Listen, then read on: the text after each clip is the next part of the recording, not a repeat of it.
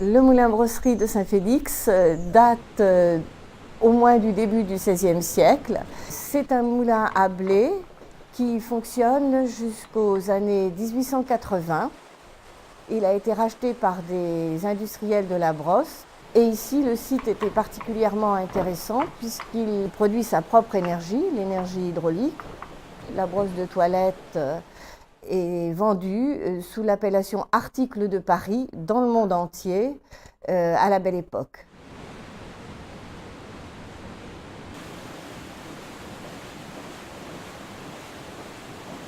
Oui, alors ici nous sommes dans la machinerie de l'usine, donc avec derrière moi l'ensemble du système d'engrenage. Ce système est entraîné par la roue à aube et ça va nous permettre de faire fonctionner l'ensemble des machines pour la fabrication des brosses.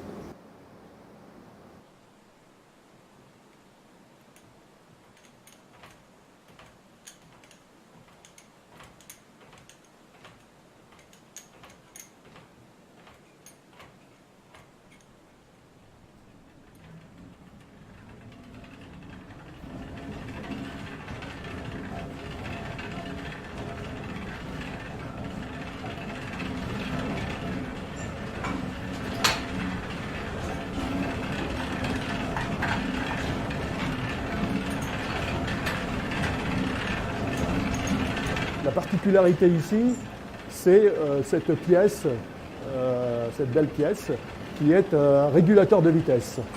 Donc qui comporte deux boules, d'où son nom, régulateur à boules, ou régulateur de watts, du nom de son inventeur, James Watt, un ingénieur écossais. Donc cette pièce, ce régulateur de vitesse, a été installé ici en 1860. C'est une pièce assez rare et pratiquement unique en France. D'ailleurs, elle est classée dans le cadre du patrimoine industriel. Alors le principe de fonctionnement est basé sur la force centrifuge, à savoir que ces boules vont tourner avec l'ensemble du système et plus elles vont prendre de vitesse, plus les boules vont s'écarter et ça va permettre de faire fonctionner le régulateur pour ouvrir et fermer la vanne qui donc alimente la grande roue pour justement réguler la vitesse. Alors pourquoi réguler la vitesse? Bien, tout simplement pour permettre de faire un bon travail. Parce qu'on va avoir un certain nombre de machines que l'on va mettre en service au fil de la journée. Et donc, on va avoir besoin de plus ou moins de puissance. Et donc, il faut répondre à ces besoins en permanence.